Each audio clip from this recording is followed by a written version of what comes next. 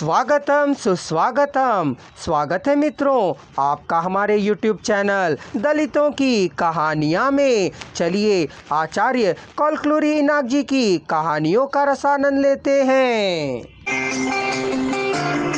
चहकती हुई, रौनक भरती हुई, दौड़ लगाती हुई दिखाई देती थी।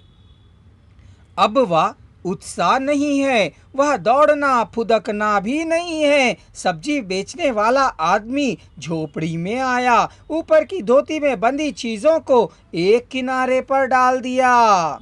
रात को पकाना मैं यहीं खाऊंगा कह चला गया। उसका आना भी उसने नहीं देखा और जाना भी नहीं देखा, पर हाँ उसकी बात जरूर सुनी थी, फिर भी हिली डुली नहीं। वह श्री रामचंद्र हैं, सभी उसको रामड़ू कहते हैं। रामड़ू ने आने की अनुमति नहीं मांगी और जाने की भी अनुमति नहीं ली। हकदार आया, घर के अंदर आया, पराये व्यक्ति के चले जाने की तरह चला गया। रामड़ू की दो टुक बातें सुनने पर भी उसने जवाब नहीं दिया। उसने सुना नहीं, रुका नहीं, चला गया।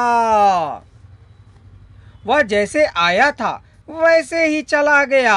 बैठी हुई वह जैसे बैठी थी वैसे ही बैठी रही। सब्जियां घर में पहुंची।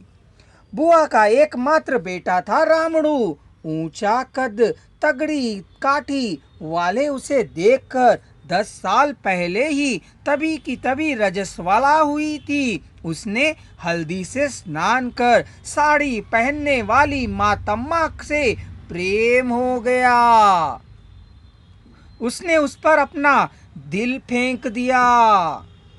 बुआ आकर अपने छोटे भाई से शादी की बात चलाने पर अंदर स्थित मातम्मा ने अपने बापू से भी पहले मन ही मन हाँ कर दिया।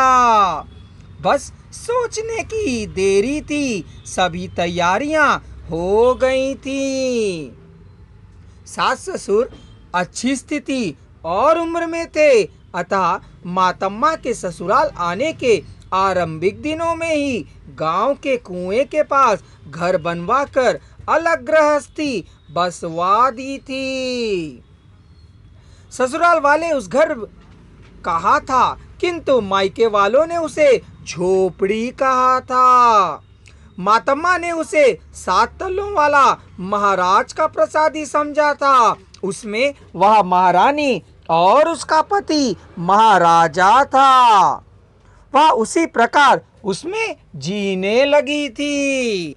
दीवार पर टेक लगाए बैठी मातम्मा उस कुएं की ओर ही देख रही थी। चारों घिरनियां लगातार ध्वनित हो रही थी। आवाज अच्छी थी, संगीत की तरह था, लयबद्ध ध्वनि थी, पर उसे सुनने की ताकत भी नहीं थी। संगीत को सुनकर आनंदित होने की इच्छा भी नहीं थी।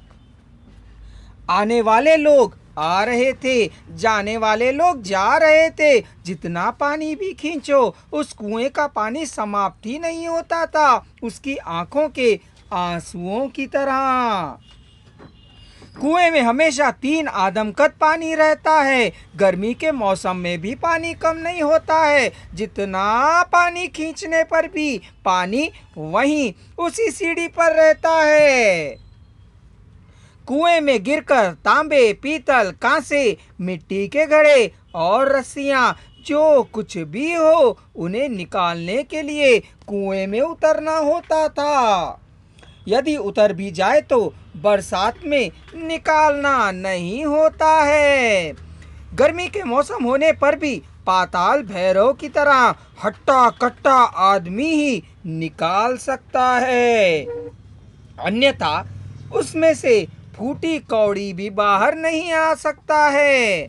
गहराई अधिक और चौड़ाई कम है। ना जाने कैसा कुआं है, हाथ भर जल एक ही तल पर रहता है, हमेशा उसकी सतह वही बनी रहती है।